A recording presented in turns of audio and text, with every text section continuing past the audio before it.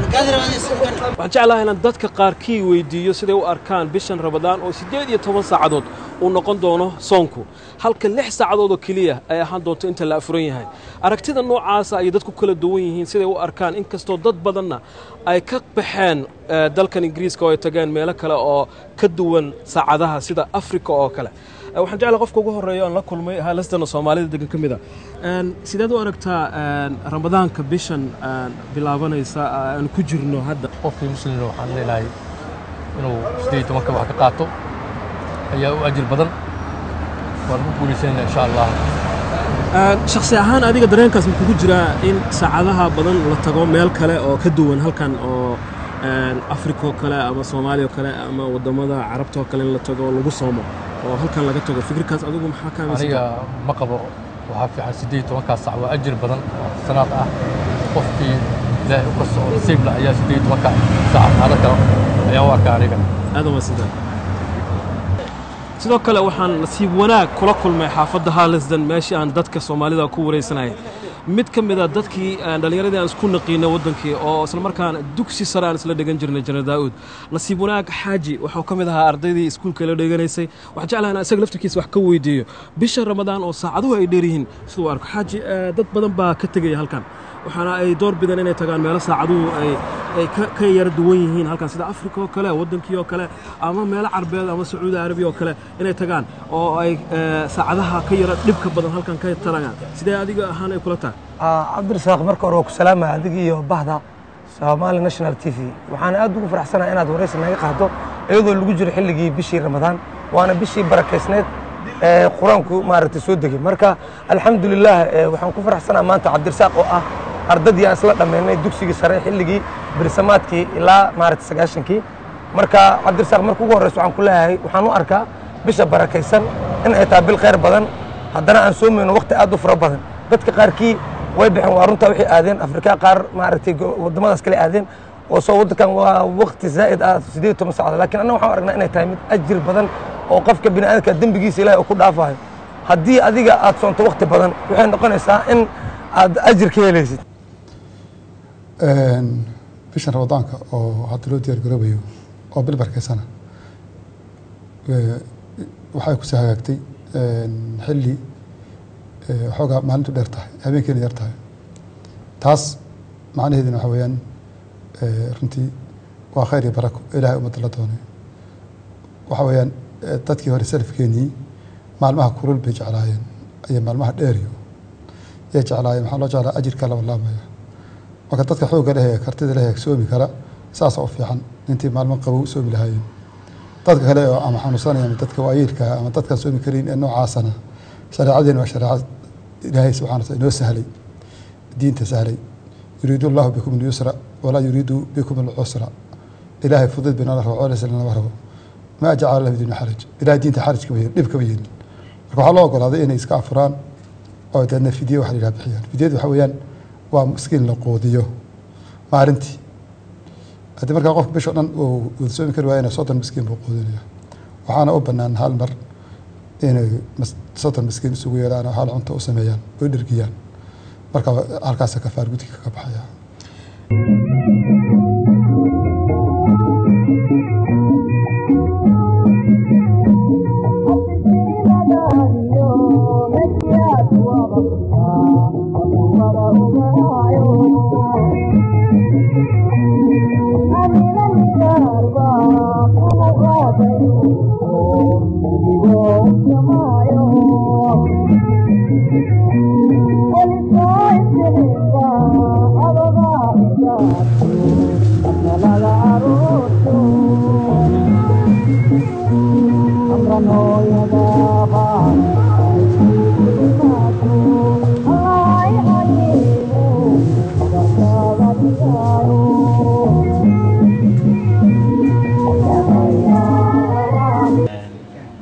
dadkan aad habi u yihiin oo ku faraxsan ramadaanka inkastoo hadda uu dheer yahay balse laakiin jawigii oo nacaawinayo ingiriiska oo kale oo xogaa jawigii kuleelka uusan jirin xogaa roob aan qabow xogaa yiro marka waxaan filaynaa inuu noqdo maaragtay ramadaan wanaagsan oo ma arkino habi ku dhamaado insha Allah waxaan soo galnay gudaha mid ka mid ah dukaamada Soomaalidu ay leeyihiin oo markaa maanta Soomaalidu ay ka tukaamaysanayaan iyagoo isku diyaarinaya bisha Ramadaan awgeed dukaanka waxaa lagu iibiyaa cuntada noocyadeeda kala duwan oo ay ka mid yihiin raashinkii sida caadiga oo ka mid ah bariiskii baastadii saliidii waxaana markaa dadku waliba dhinacan dambe lagu iibinayaa hilibka iyo digaaga oo markaas dadku ay maartay maanta si aad u iibsanayaan laga tukaamaysanay mid ka mid ah dukaamada ayaan ku dhex jirnaa waxaana aan jeclahay inaan wax ka weydiiyo milkiilayaalka ama dadka ka shaqeynaya maanta dukaankan waxaan rabaa inaan markaa aan soo bandhigno sida maanta dukaamaysigu uu yahay ama dadku ay wax u iibsanayaan iyo sida iskugu diyaarinayaan iyo ganacsada ahaan sida maanta uu yahay suuqu oo uga duwan yahay maalmihii hore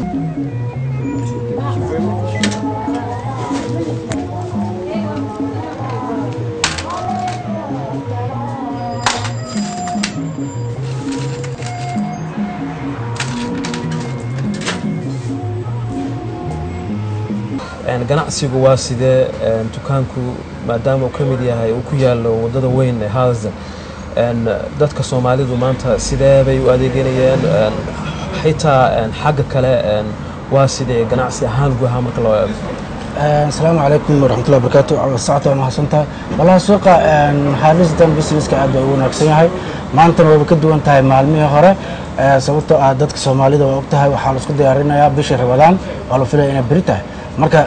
aad bay maanta dukaamaysiga iyo shoppingka dadka ay sameeyaan aad bay u weyn yahay saa maanta arkaysa businesska ama suuqa maanta aad bay u wanaagsan waxa kamid ah waxa ugu badan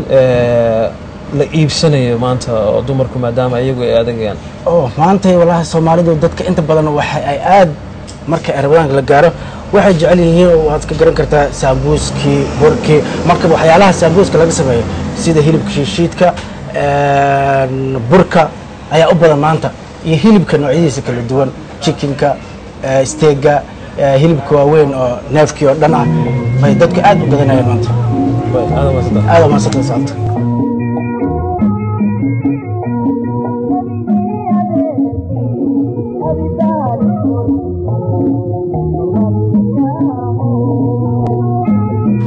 طبعا halka aan taaganahay waa Harlesden oo ah xaafadda ay Soomaalidu ku badan tahay oo ku taala galbeedka London dad badan ay si aad u yaqaanaan waxaana markaa ku yaala meelo badan oo meherada Soomaaliya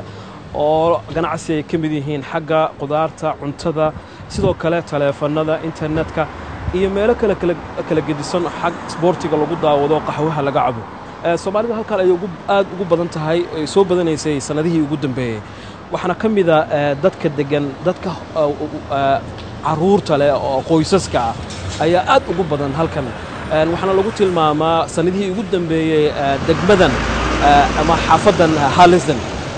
meesha aadka ay u soo degayso Soomaalidu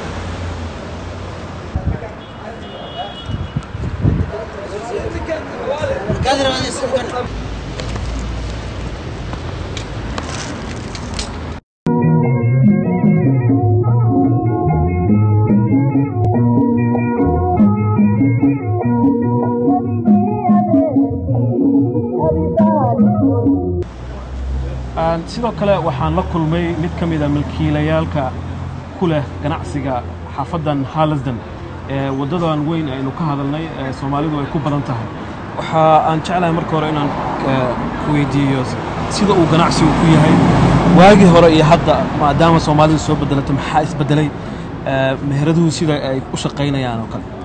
runtii wax badan baa isbedelay 10 sano ka hor halkaani waxaa dhib ahaan jirtay inaad ganacsi ka furato xagga amniga oo ay ku badnaayeen dadka ganacsiga dukaamakooda ama jabsada ama halleeya ama wax u dhiba laakiin hadda waxaad moodaa in community-ga Soomaalidu ama dadka Soomaaliyeed ay ku soo bateen halkan taasina waxay keentay inay yaraato dhibaatooyinkii 10 sano ka hor dhici jiray amniguna uu hadda yahay 100% oo wax dhiba aysan jirin taana waxay kaliftay in dad badan oo Soomaaliyeed ay ka furtaan ganacsiyo kala duwan sida dukaamanka dharka raashinka maqaayadaha hoteelada meelaha tagaasida lagu ijaaro wax iyo wixii lamida marka waa guul u soo hoyatay ummadda Soomaaliyeed ee degan meesha tan Harlesden macnaha maanta sida loo shoobin gareysanayo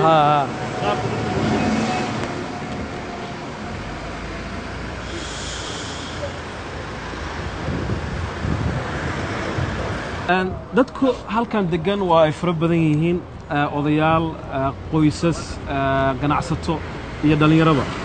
hadda markan waxaan la joogaa mid ka mid ah dhalinyarada reer Harlesden oo si aad looga yaqaano meesha aan taaganahay oo meesha lagu daawado kubadda marka ay socdaan tartanada Yurub iyo Afrika iyo adduunka oo dhan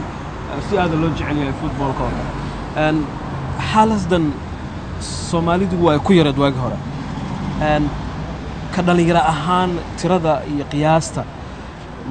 ma soo korodhay sidee buu yahay dhalinyarada laftahaantooda isku xirnaantooda iyo xaafadan Harlesden iyo ka warqabkeeda horta waa maasantahay socoto waxaan kaloo salaamayaa TV-ga qaranka Soomaaliyeed waa ku maasantahay su'aasha ay warsatay dhalinyarta maasha Allah sanadihii ugu dambeeyay 4 sano ugu dambeysay maasha Allah waxay u soo kordheen si maasha Allah waxay u soo galeen wadanka si aan caadi ahayn meeshii sportiga aan ku fiirsanaynay waxaan samaysanay gudoomiyenimo banooni la dheelaayo waxaan samaysanay kooxo loo baxayo waxyaabo badan ayaan maaragtay aan ka bedelnay Harlesden marka ay maadaan ahaan ma ogeeyay marka maasha Allah si fiican loo soo maaragtay u soo degan dhalinyarada waagi hore waxaa jiray xaafadan Brent ay ka tirsan tahay Harlesden in lagu tilmaami jiray dhalinyaradu inay waxyaabaha saqajaanimada ay inta badan ku badan yihiin oo iskuulka ay ka saaqidaan hadda waa sidee marka la fiiriyo maadaama tirada Soomaalida soo badanayso waagi hore way ku yaray wallahi ebalka hore dhac iyo dil iyo waxyaabo badan ayaa jiri jiray hadda waxaan u maleysaa inay wixii naga yaraadeen xornimaan ku maraynaa meeshaan rabno masaajidaan leenahay community wadaadadii dadkii wixii dhan waa isku xirannahay waxaa haddana aad iyo aad noo mideeyey banooniga la dheelaayo banooniga aad iyo aad wuxuu u yahay waxa waaye wax dhalinyarta mideeyo banooniga wuxuu noo saaciday si aan inaba caadi ahayn marka alxamdulilah rabbil caalamiin wax dhibana ma ku qabno habyaanu kuna meesha aan joogno maasha Allah wallahi aad iyo aad waa maasada jazaakum Allah khayr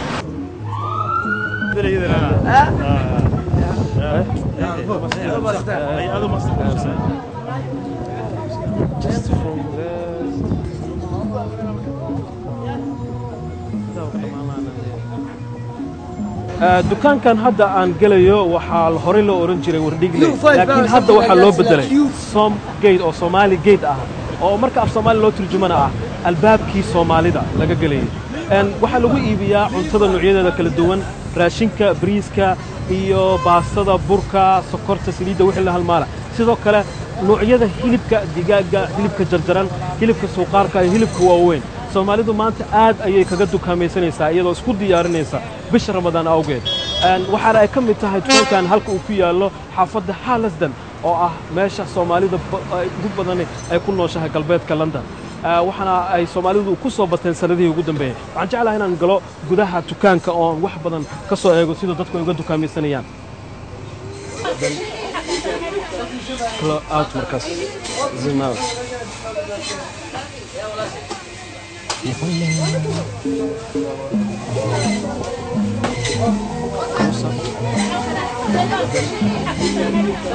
klo out markaas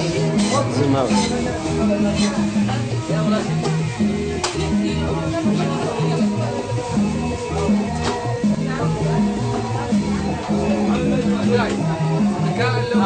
midkan waa mid ka mid ah meelaha laga dukaamaysanaya maanta aad biis u ah mashquul ah waxa lagu iibinayaa hilibka iyo raashinka badan Soomaalidu waxay aad u cuntaa wali hilibka dukaankan waxa maanta si aad looga dukaameysanayaa si diyaar garowga loogu talagalay bisha Ramadaan awgeed waxana ay ka mid tahay maalmaha aadka mashquulka u ah oo dadku ay isu diyaarinayaan maalinta Ramadaanka runtii marka aad timaado meelaha ay Soomaalidu ku badan yihiin dadka muslimiinta waxaad ku arkaysaa in ay si aad u dukaamaysanayaan oo alaabihii ay iibsanayaan oo marka ay isu diyaarinayaan wax walba oo loo baahnaa xagga Ramadaanka markii la yiraahdo sida Afrika oo kale waxaan wax ka weydiin doonaa oo sii gali doonaa gudaha dukaanka qaybo kale oo sii jira mid ka mid ah shaqaalaha milkiilaha qaybtan waa qaybta biiska oo hilibka loogu talagalay waa qaybta fresh weeyaan hilibkaas wuxuu yimaadaa maalintii marba laba martaa bay yimaadaan qaybtan waa qaybta biifka oo biifka halkan waxaan eegaynaa hilibkii xalaal weeyaan hilibkan waa hilibka waa fresh waa macnaha uu cusub yahay wax badan ma oolin isagoo diyaar ah frijarkii waanu ku dhex jirnaa hadda oo dukaankii dhexdiisa ah oo qayb ka mid ah oo hilibka lagu kaydiyaa aad daawanaysaan halkan waxaa kaloo arkaysa caanaha oo qaybta garoorka oo aan u malaynayo caano lo-aad oo garoor laga dhigay oo la fadhiisiyey ramadaanka aad baa loo isticmaalaa caanahan oo garoorka oo maaragtay suxuurta loogu talagalay sidoo kalena dadka qaarkii ayba qaybta hore cashada ay isaga dejiyaan waxyaabaha aysidka dadka qaba kulaylaha oo kale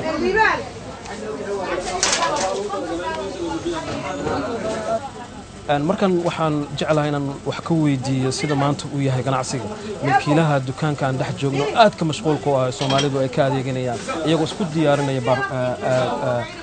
bisha Ramadaan awgeed maanta waa sidee ganacsigu ma sha Allah horta Ramadaan wanaagsan dhammaan ummadda muslimka meel walba ay joogaan xilligan waa xilliga Ramadaanka la isku diyaarinayay labadan week sidaas ayay ahayd businessku aad u socdaa dadka muslimkana waa xilliga ay cibaadaysanayeen businessku waa daba socdaa alxamdulillah tartamanka meel walba ay ka yimaadeen dukaanka magaciisa la oran jiray Wardigley maadaama hadda loo baxshay Soomaaliyeed oo magac la wada leeyahay aw xaafad waa hadda hore u socday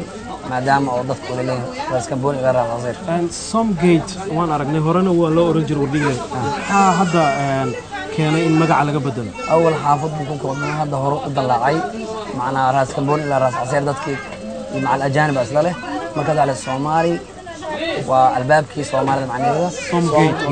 صومالي جيت والبابكي صومالي ساس أيها كانت إن ما كومن لقاته يدخل ولا الهرم دين أكل وحاجرة رمضان كسنة وديري سعادة بدن با الله صومالاني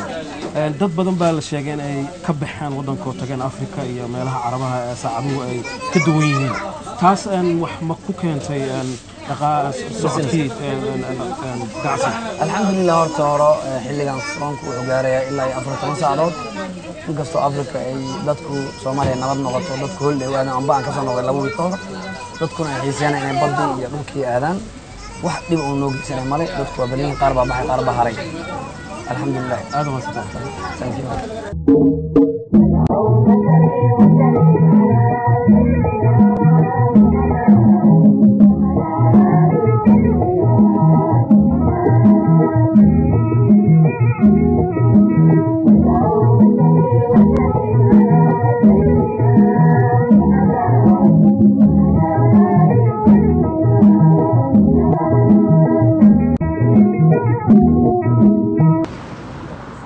waa tahay waxa aan hadda soo gaaray xaafadda hillside la yiraahdo oo ka tirsan Brentwood oo ah xaafadda ku taalo Wembley markii halkan waxa aad arkaysaan hillside center oo ah meel Soomaalidu ay leedahay oo isku gadaaman oo dukaamo badan iyo baqaaro ay ku yaalaan waxa sidoo kale meeshan ku yaala timajare iyo masjid oo gudaha aan sii gali doono aad ku arki doontaan biibita qaxwada laga cabo iyo meel weyn oo laga fiirsado sportiga ayaa iyana ku taala waxaana ay ka mid tahay meelaha ugu badan ee Soomaalidu isku yimaadaan oo ku yaala galbeedka London xaafadda Wembley waxaana halkan ay caan ku tahay biibitada hoose oo aan tagi doono oo iyadana laga cabashaha ay soo fadhiistaan fanaaniin fara badan ay soo fadhiistaan ciyaaryahano sidoo kale qaar ka mid ah saxufiyiinta ay soo fadhiistaan halkan biibitadan waxaa loo yaqaanaa magac ay leedahay laakiin magaca waxa ka weynaada magac ay dadku bixiyeen oo ah ceelasha biyaha magacaas oo ah mid u dhigma meesha dadku ay u qaxeen muqdisho duleedkeeda ku yaala oo ceelasha biyaha la yiraahdo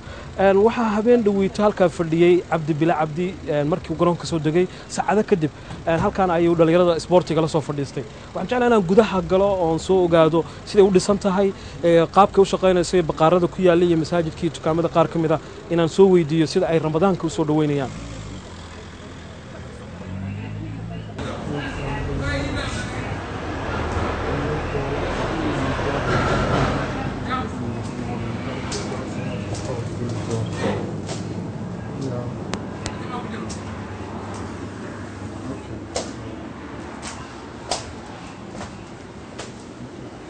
يا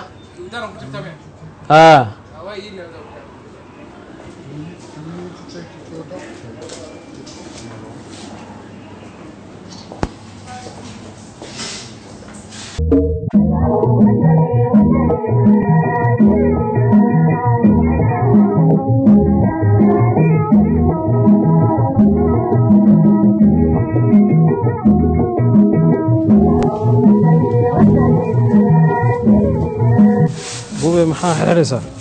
waa u jeedaa timir iyo halka maxaa ku jira timir miya timir oo laba nooc ah mid daleer ah iyo mid oo jileec ah qofba nooc uu rabo tan waa tii jilecsaneed waa timirta afurka loogu talagalay Ramadaanka tan waa tan timir aad u fiican waaye dadka aad u jecel yihiin ya dadka ay jecel yihiin amalayna maanta wax badan baa la iibsaday amalayna hawsha way socotaa tani waa qaxwadii banaadir idan qaxwo Soomaali waa qaxwo Soomaali kana sample waa waatana iyadoo furan waa dhadhaminaynaa ma sha Allah waa mushaaridii intaanan tan waa mushaaridii oo afurka iyadana oo maaragtay musiga ah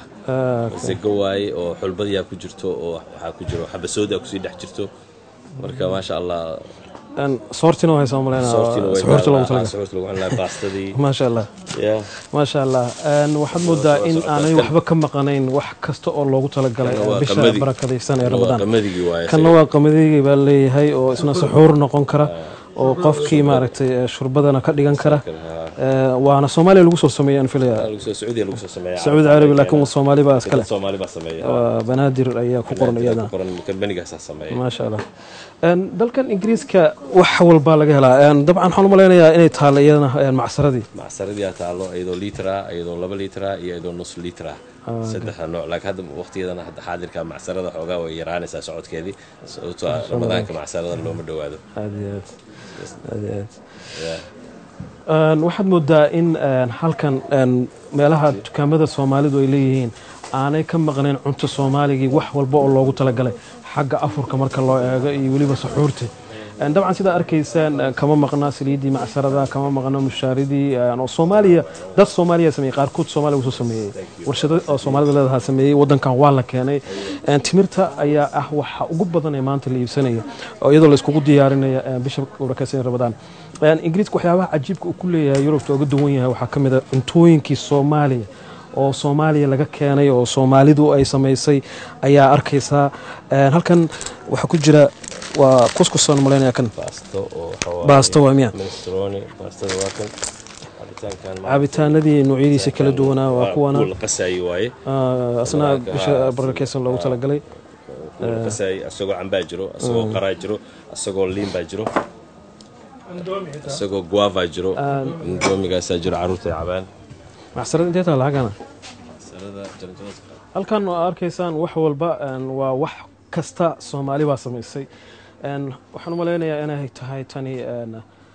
waxyaabihii lagu talagalay carfinta bariiska iyo raashinka sida xawaajiga iyo waxyaabo badan isku darsan kan waa timirtii tanna waa qaxwihii kulli Soomaali baa sameysay halkan waxaan ka arkaa sidoo kale saliidii macsarada oo ayadana noocyo kala duwan ah halkan waxaan ku arkaa bunkii sidoo kale bunka oo asna baca ku jira oo Soomaaliya laga keenay sidoo kale xagga xayaala waxa la yiraahdaa unsi maaha waxa weeyaan foox loogu talagalay markii la fooxinayo oo digriga iyo lagu xasuusto tan oo kale waa tii aan hore u soo aragnay waxa weeyaan mushaaridii halkan waxa yaala waa digirtii waxa la yiraahdaa waa digir laakiin Soomaalidu waxay yaqaanaan falfaliir ama loogu talagalay laga sameeyo bejiyaha laga sameeyo loogu talagalay dadka si gooni cuni karaan طبعا tan waa midii falfaliirka taasi waxay ahayd bejiye halkan waxa yaala galey xashirsan oo la diyaariyay oo galey Soomaali ah oo la tumay oo marka la yaryareeyay ayana banaadir baa sameeysan galeyda arkaysaan cuntadii Soomaalida waxba kama maqnaan u maleynayaa dabcan masagadi baa halkan yaala ama haruurka wax loo yaqaano garowga dadka qaar u yaqaanaan masagadi cad weeyaan halkan waxa yaalo kale digirtii waa digir Soomaalidii madoobeed oo midab ka lahayd oo Soomaalida yaqaanaan kulligood Soomaali baa sameysay marka eegto waxba kama maqna qamadigi waa kana isna waa qamadigi oo isna diyaarsan dabka ku shub weeye kulli banaadir baa sameysay waxaan moodaa ana ka xawaajka horaan u aragnay waatana marka macsaradii sisim oil waa sisim baa laga sameeyay wax alcohol kuma jiraan Soomaali baa sameysay shirkadaha Soomaalida ayaa sameeyay wadankan Ingiriiska ayaa ugu badan meelaha laga helo inta kalena waa waxyaabihii kale maaragtay dadka kale la wadaagay okay dabcan meesha aan dhex joognay baqaarka weyn ah jimlada iyo tafaariiqda lagu iibiyo oo Soomaalidu maanta si aad ay xitaa jimla ahaan tukaamo xaafado kale ka yimid oo London ku yaala ka iibsanayeen oo isla tukaankan uu ku yaala xaafada Brent oo ku dhagan Wembley oo ah Hillside meesha la yiraahdo tukaankan ku dhex jirnay ayaan waxaan jeclahay markaana inaan weydiiyo sida uu ganacsigu maanta ahaa iyo Ramadaanku sida uu ku yahay dalkan Ingiriiska joogno saacadaha dheer bishan oo kaleeto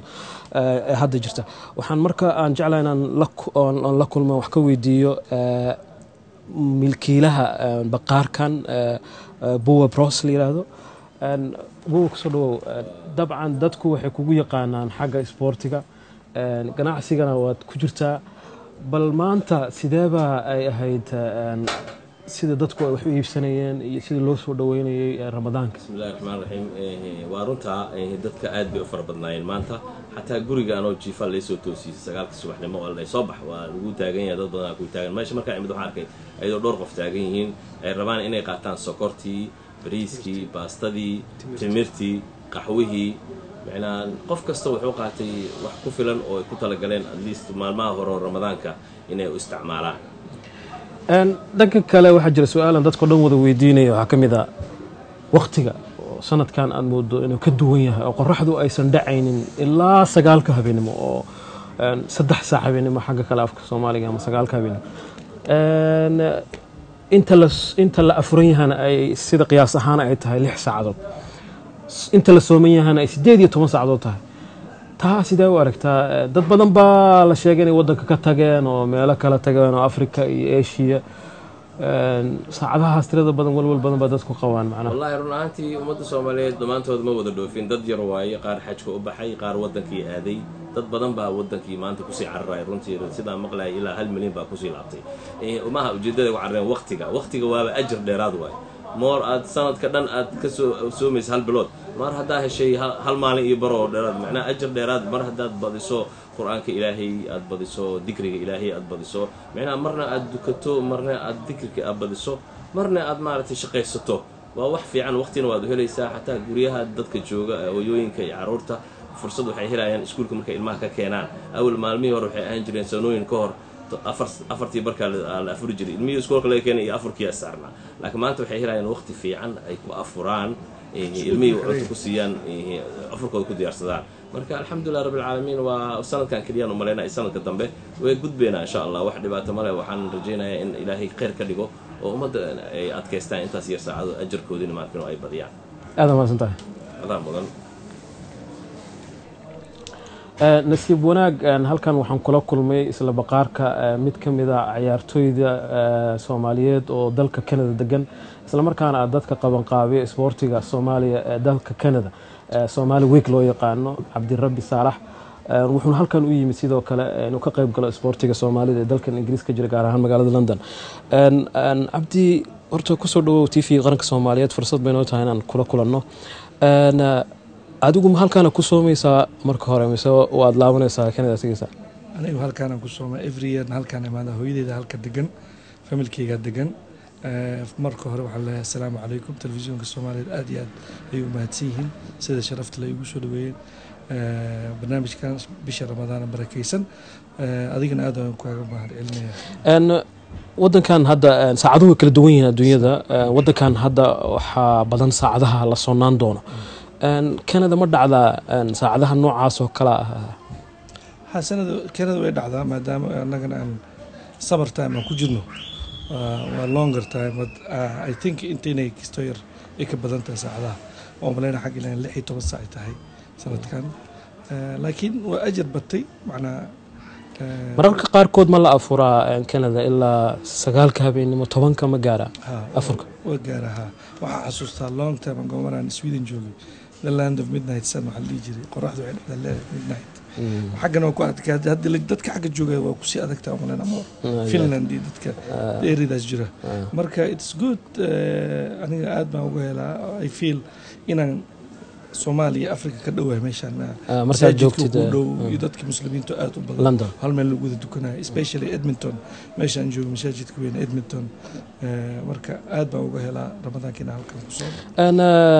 dad badan sidaan su'aalaha hore u soo weydiiyay waxay qabaan way ka dhoofeen si ay u tagaan meel ka duwan taa maxaa adiga ka qabtaa runtaada waay hooyaday sanadkan cimraday aadaysaa diabetic waay dadka diabetic sokor ka taha marka dadkaas camal waxa u roon meelaha ay tagaan laakiin waxaan u maleynayaa hadii diinta wadaadada la weydiiyay inay wax ka dhaheen waxaas ay ka jawaabeen arintaas dad badanna Soomaaliya aadeen which is good weather laakiin ogaa adigana dadka wadamada kuleelka ku nool sida Dubai iyo Sacuudiga iyo aad bay u kulushaa meeshaas annaga hadda jawiga caadi oo aan kuma qabanayo ma aragtay xagga dadka wadamada ku nool it's more difficult for them waawanta eediyo habar baa sugayse goortii afgaale odayadii qureysheed erga lagala quusaa adin lagu cadgoosiyo habbaan duulayaashii ka isdheebay diinte ashahaada diidiyo ibliis iyo bashiida sadar lagu imaado lagu arax wareemo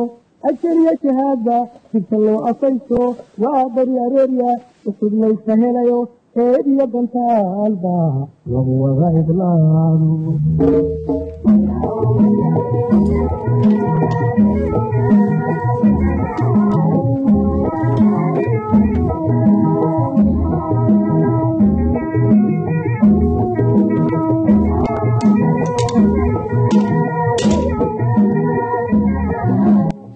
halkan aan fadhiyo waa masaajid ku yaala xaafadda Hillside la yiraahdo oo ka tirsan degmada Brent oo ku taala waqooyi galbeed ee magaalada London waxaana ay ka mid tahay goob ganacsi oo dukaamo badan oo Soomaaliya ay leeyihiin masaajidkan si gooniya waxa u maamula oo iska leh Soomaalida oo diyaariyay oo dhisay waxaana ku yaala qaybo kala gedisan oo masaajidka dhexdiisa ah oo lagu barto cilmiga islaamka oo sidoo kalena quraanka lagu xifdiyo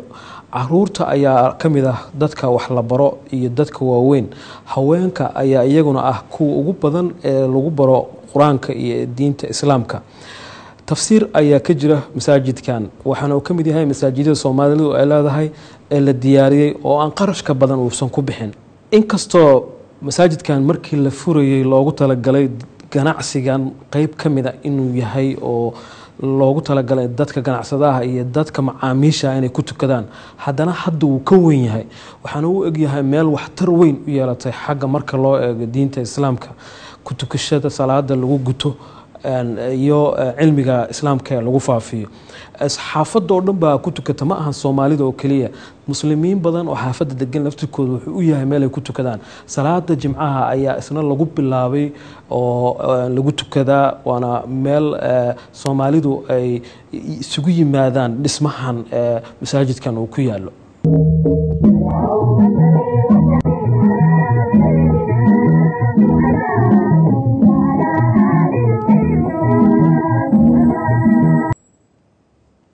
waxaan la kulmay macalin wax ka dhiga masaajidkan oo qayb madrasa ah oo caruurta iyo haweenka iyo dhalinyarada iyo dadka waaweyn wax ku bartaan maxamuud weli maxamuud weli kusoo dhawow marka hore TV-ga qaranka waxaan jeclaan lahayn maadaama bisha ramadaan sanadkan ay ka duwan tahay sanadihii hore oo saacaduhu ay dheer yihiin oo 9 habeenimo la afurayo 2 iyo 4 afurkii salaadii subax macnaha ay tahay suxuurtii 6 saacadood gudahood ayaa la afurnaanaya inta kale 18 saacadoodna waa la soomaanaya waxaa jira marka dad xanuunsan oo sokor qaba ama dhiig ama aan kari karin dadka noocaas sidee bay uga u gudan karaan waajibkii ramadaan bisha barkaysa bismillaah alxamdulilah wasalaatu wasalaamu calaa nabiyina muslim bisha ramadaanka oo hadda loo diyaar garoobayo oo bil barkaysana waxay ku soo hagaagtay xilli waxoogaa maalintu dheer tahay habeenkeena yar tahay taas macnaheeduna waxa weeyaan runtii waa khayr iyo barako ilaahay ummadda la doonay waxa weeyaan dadkii hore salafkeenii maalmaha kulul bay jeclaayeen iyo maalmaha dheeriyo yay jeclaayeen waxaa loo jeclaa ajirka laba laabaya marka dadka xoogga leh ee kartida leh ee soomi kara saas oo fiican intii maalmo qabow soomi lahaayeen dadka kale oo ama xanuunsanaya ama dadka waayeelka ama dadkaan soomi karin ee noocaasana shareecadeena waa shareecad ilaahay subxana wataala inoo sahlay diinta sahlay yuriidu allahu bikum alyusra walaa yuriidu bikum alcusra ilaahay fudud binala rabo colays lama rabo ma jacala lahu diina xaraj ilaahay diinta xaraj kama yeelin dhib kama yeelin marka waxaa loo ogolaaday inay iska afuraan oo deedna fidyo waxa la yidhaha bixiyaan fidyadu waxa weeyaan waa miskiin la quudiyo maalintii haddii markaa qofka bisha dhan uu soomi kari waayana 30 miskiin buu quudinaya waxaana u bannaan hal mar inay 30 miskiin isugu yeeraan oo hal cunto u sameeyaan oo dhergiyaan marka halkaas kafaar gudka ka baxaya muslimka wadankan uu ku badan yahay xaafadan aan deganahayna Soomaali badan ayaa degan oo loogu qiyaaso dadka muslimiinta ugu badan inay yihiin sidee bay dadku u gutaan waajibaadkii islaamiga ahaa ma dhib bay kala kulmaan ma iska nasteexa oo ma helaan meelihii ay ku tukan lahaayeen iyo inay waajibaadkoodii ma sidee bay ay tahay muslimka iyo maadaama wadan masiixi aan joogno bismillaah alxamdulilah wasalaatu wasalaamu calaa rasuul wadanka saad ogtihiinba wadankan ku noolahay waa wadan aan dhib badan ku haysan dadka diimaha leh diinteena matal masaajid baynu leenahay madaaris baynu leenahay gabdhaheenni way xijaaban yihiin qur-aankeeni waan baranaa salaadeeni waan iska tukanaa diinteeni wixii waajib inaga waafushanaa dhib ma laha markaas dadku way soomi karaan salaadihii salaatuleylkii masaajidda 10 dambe weliba xagga dowladda xataa waa laga sharciyeeyaa oo 10 dambe inay furan yihiin masaajidda lagu ictikaaf xataa dowladdu ogtahay marka wax dhib ah haba yaraatee oo dadka muslimiinta iyo wadankan diintoodii ay ka haysta ma jiro waxaa markaan usoo laabto waqtiga yar 6 saacadood afurka iyo salaada subax u dhaxeeya waa la afurayaa waqti baa loo baahan yahay waa cisha la tukanayaa taraawiixdii baa jirta taajidkii baa imaan doona oo waqti dambe ah marka waqtiguna aad buu u yaryahay marka dadka qaar waxay leeyihiin waa in la soo gaabiyo taraawiixdii oo kale sidee baa marka waqti 10 dambe oo kale ugu daran sidee baa intaasoo dhan la iskugu keeni karaa qofkii inuu afurtii iyo cishihii iyo taraawiixdii iyo taajidkii iyo suxuurtii isku daro iyo cashadii inta u dhaxaysa waxaad moodaa inay aad iyo aad u fiican tahado meeshii la saxan lahaa inuu qofkii saaxadkii suxuurtii iska sugayo xilligii fiicnay tusaale marka maqribka la la afuro cishii baa soo dhow cishii marka la tukadana taraawiix marka la soo xayana suxuurta soo dhow marka waxaa ku adkaanaysa qofkii shaqaynaya xataa inuu bisha fasax qaato iyaan moodaa inay fiicnaan lahay haddii xitaa qofku fasax waayana wuxuu samayn karaa afurka ilaa iyo salaada subax iska sugayaa hore buu ka seexanayaa saad markuu seexdo 2 saac meelahaas ka kacaya markuu qada ka soo rawaxo casarkii waqti dheer baa la tukadaa 5 iyo markii meelahaas la tukanaya maqribkiina 9 meelahaas inuu iska seexdo markuu casarka tukadaba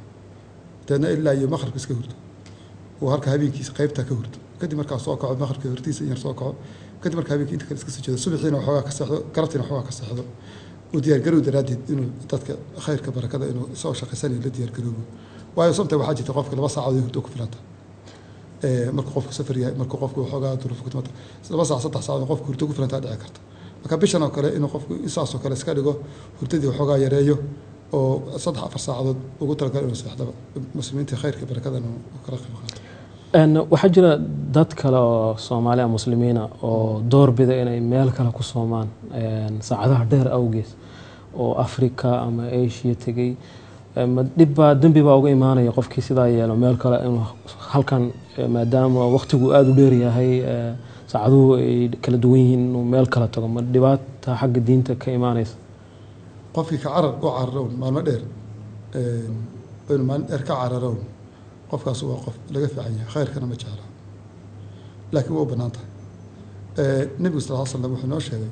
in ilaahay ballan u qaaday qofkii maalin kuleyl badan sooma inuu maalinta ilaahay aakhara waraabiyo yacni maalinta qiyaamada inuu ilaahay waraabiyo ee uuman yahay leeqatan yahay marka dadkeenii hore salafkeenii hore salaf saalixna maalmahaasay jeclaan jireenba marka saxaabada nebiga sala allahu alay slam waxbay nebiga bari jireen in nebiga ay isku daraan soon habeen iyo maalin kale iyo kasii badanba مثلا maanta Soomaaliya caawan inay ku daraan bariin ku sidaraan nebi sallallahu uu ka diiday waxa ku nebi Allah adiga ba sameeyay sidaas adiga ba habeen iyo maalin isku daro soonka wuxuu yidhi anigu idinku kale miyo aniga waa la qoodiyaa ilaahay agtiisa laga qoodiyaa laga warabiyo laakiin qofkii sameynayo ilaa suxuurta gaarsi soonka marka saxaabadu saas in ilaa suxuurta soonka gaarsiiyaan حتى يقول إن يوم سحورين أو أفورين إن بريسون كنت أنا نبي كعوت جرين marka waxaad moodaa inaan aad u kala khayr jecel innagana maalintii keliya tan ka cararayna marka qofkana fadli badan baa dhaafaya ajir baan baa dhaafaya ta kale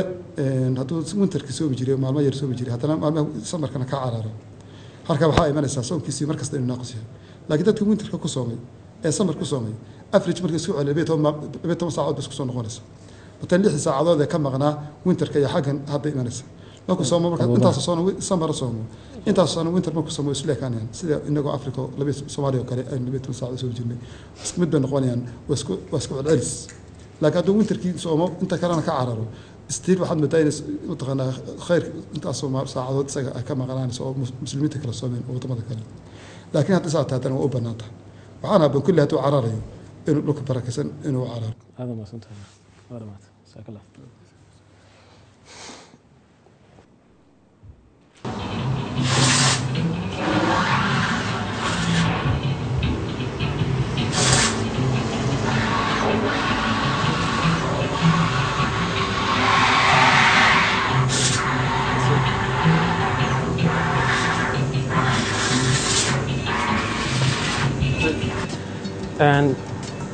halkan waxay ka mid tahay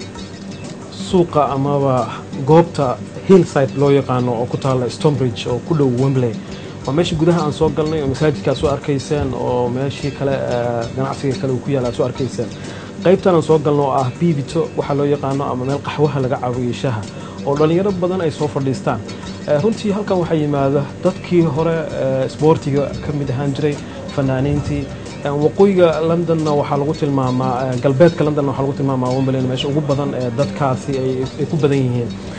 Bibitadan waxa aan la kulmay milkiilaha iskale isla markaana maanta shaqada ku qornaa waxaan jeclaan lahaa ku bilaabaya magacaaga barnaamijkeenu Ramadaanku ku saabsan yahay waqtigu waa ka dheer yahay waqtigii hore samara waana waqti xagaaga lagu jiraa sidee aragtida dadku kala duwan yihiin dadka qaar waxay leeyihiin uu dheer yahay inaan wadanka qaar baa ka tagay meelo kala aaday aragti ahaantaada Ramadaanka iyo xaafadda aad degan tahay waa sidee soo dhaweyskiisa aadaan ugu diyaar garoobaynaa ramadaanka waa ku faraxsanahay maadaama aan nahay dad islaana bishii kaliya aan faa'iidaysanaynin ay tahay waxaan nahay meeshaan ku noolnahay saacadeedii haddii waxba aan ka bedeli karinin waqtiga soonka ilaahaa shuqul ku leh socodkii horeba saasaan u baqaynay uuna noo soo gaabtay kolley markii qofka uu afuraayo waqtigiisa markii ay xisaabtamo saacadaha aaday u dheer yihiin laakiin ejirka helaysaa kasii badan kan kale haddii meel kale aa u baxday iyo haddaa inta joogto inta inay ejir badan tahay anay aaminsanahay waa u diyaar garoobaynaa waa ku faraxsannahay maasha allah tabaaraka allah ramadaanka waxaan u maleynayaa qof kastoo islaan wuxuu aaminsan yahay in waqtigii uu cibaadaysan lahaa ama cibaadada badin lahaa ay tahay marka maasha allah saasaan ku leeyahay socod xaafadan halkan uu ganacsigu ku yaalo dukaamo badan baa ku yaala waa goob ganacsi oo isku xiran waa sidee dhaqdhaqaaqa maanta ma ka duwan tahay maadaama dadku ay aad u adeeganayeen ay bishii ramadaan ahayd maxaa adiga dhinac ahaantaada ganacsiga maanta siduu ahaa aniga ramadaanka inuu imaado aadan buu ugu faraxsanahay because waxaa iibiyaa sambuus bur sandwichkoo kale dadka markaas aan guryaha ka gaarin ayaa meeshaas waxaa waaye waxay ka cunayaan facilitiga awl aan heli jiray wax ka badan marka ku faraxsanahay saas waxaan leeyahay welcome meeshaan horey ramadaan hore ma furneed meeshan mise kana ugu horeysa way furneed maasha allah aad waqtigaas way furneed because saacadahan saacadihi hadda waa ka dheer yihiin waagaasna sidoo kale saacadihi way isla ekaayeen bad waqtiga aan wax helo markaas adiga aan waqtiga kale micnaha iiga duwan waa ramadaanka anigoo shaqaynayo ajir ka raasanayo iyo dadkii moor micnaha ii imaanayo sidii kale ilaa suxuurtan ku gaarnaa meeshaan ilaa labadii halkan biibitadaada gaar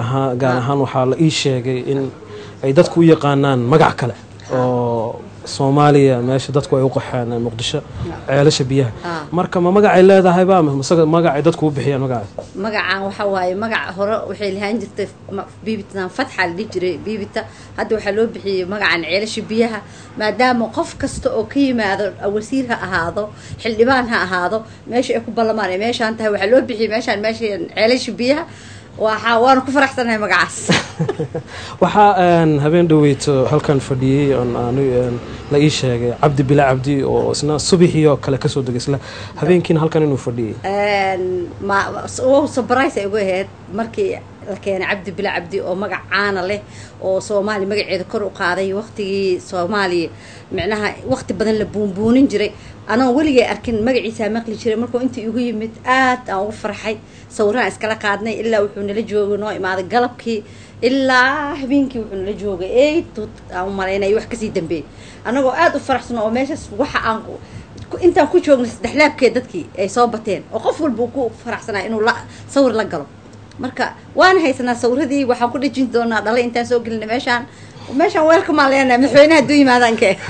aad maasantahay